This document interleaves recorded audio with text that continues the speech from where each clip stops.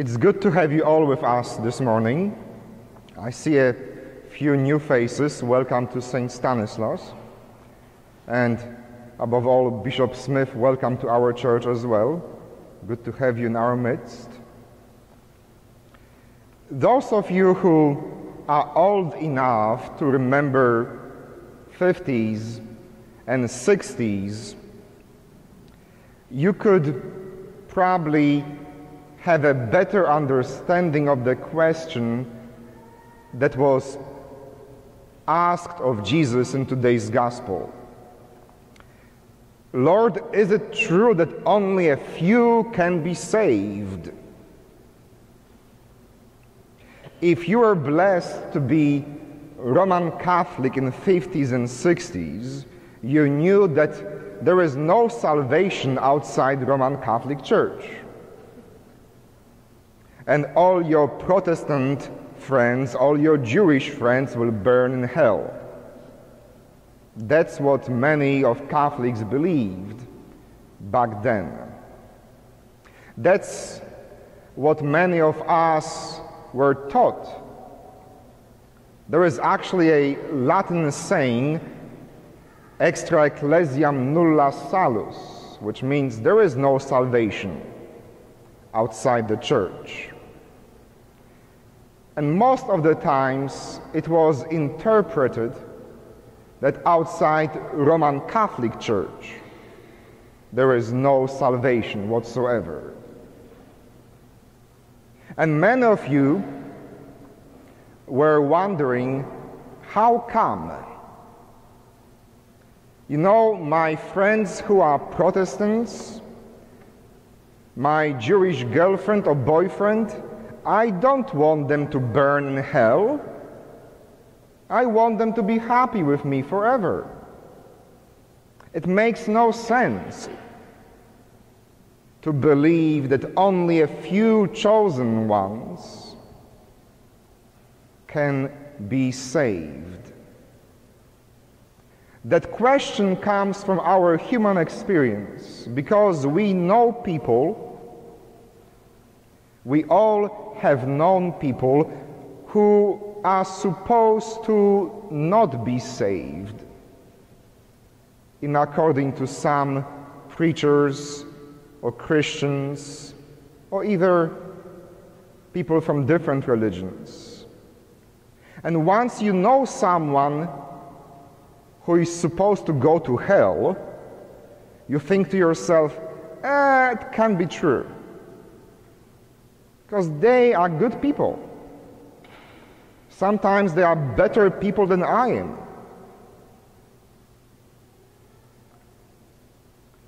It was even more so in case of the Jewish people in the first century. You see, Jewish religion, especially back then, but even today in some ways, is a religion that does not seek converts.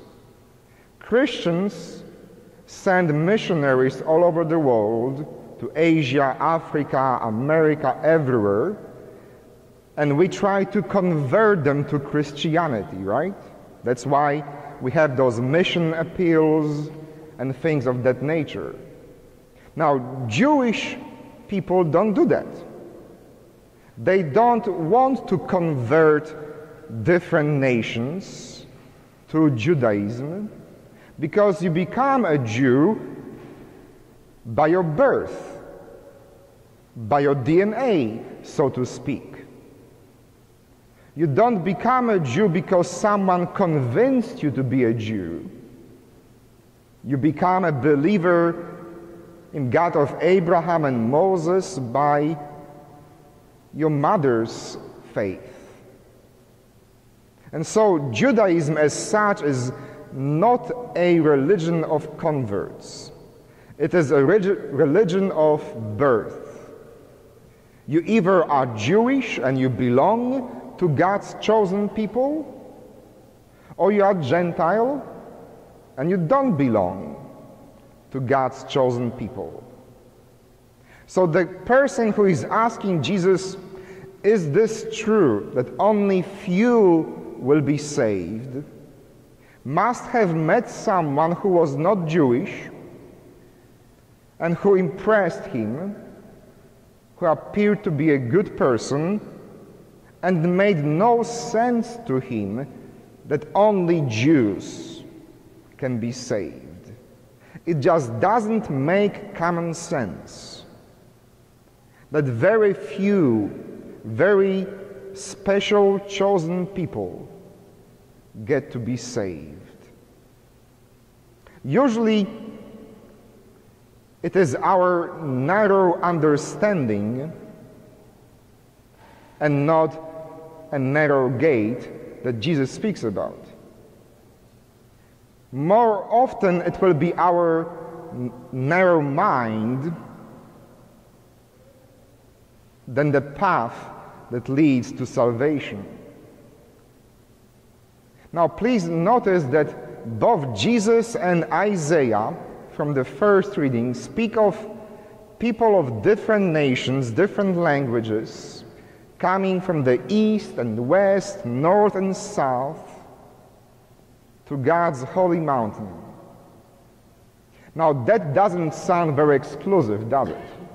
From east to west, from north to south, it doesn't sound like very few, very chosen ones. The language that Isaiah and Jesus are using is the language of very wide inclusion, not a narrow exclusion. To make things even more interesting, Isaiah today, in this particular passage, becomes a heretic. Because the Bible was very clear on the subject who can be a priest, who can be a Levite.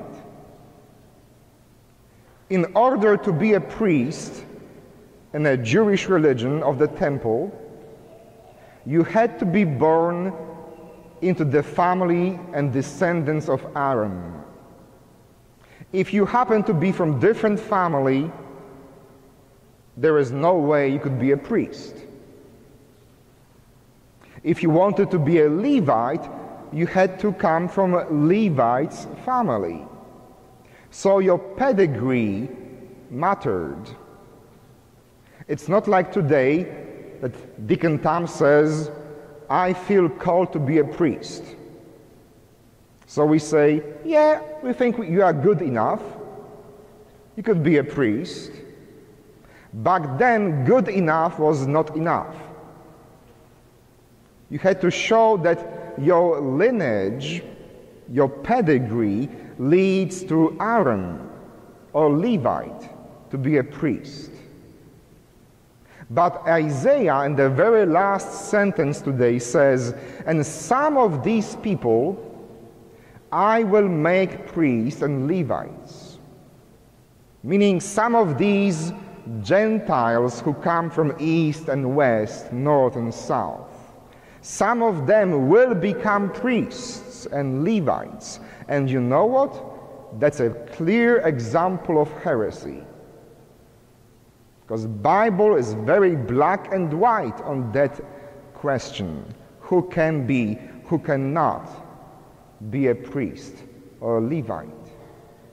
No wonder Isaiah was in trouble most of his life.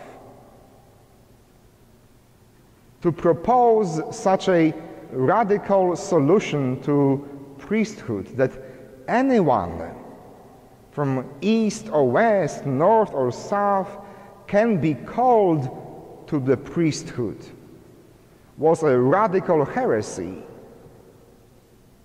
because you had to belong to that lineage.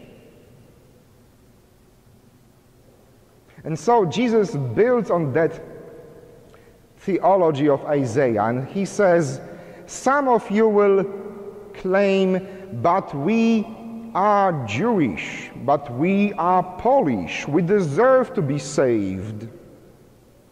But we have eaten, we have been drinking Polish vodka with you, we deserve to be saved. Do you know who I am? I belong here. And Jesus says, sorry, fellow, it's not about who you are. Who or what you are does not define your salvation. It's what you do, is the journey,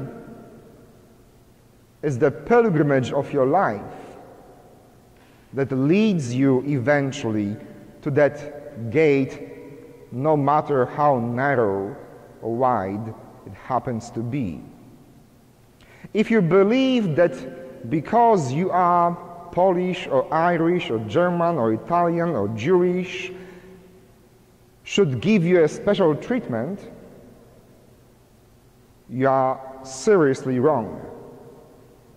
If you believe that being male or female should get you a special treatment, you are wrong.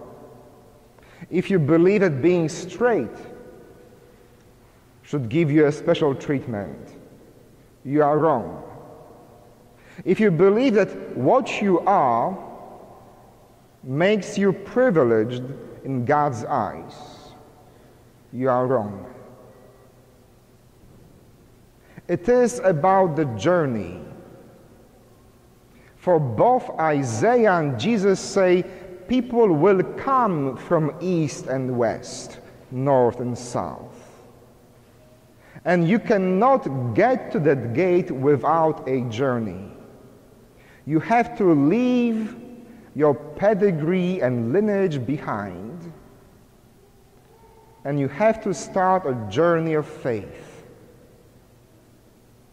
No matter who you are, it is about traveling and walking with Jesus. Just yesterday, we were celebrating the 50th anniversary on the famous March on Washington with Dr. Martin Luther King. It is about marching on. It is about leaving the comfort of your safety zone, leaving behind your claim to better treatment as a Pole or male or anyone else, and putting your trust and hope in God. That God will accompany you on this journey, on this march for a better, more just, and more fair kingdom of God. If you are unable or unwilling to travel, if you are unable or unwilling to march on with Isaiah, with Dr. Martin Luther King Jr., or with Jesus, then no matter how pure and privileged your pedigree might be,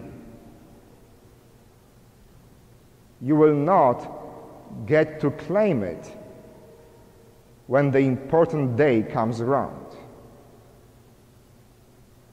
So, is it true that very few will be saved?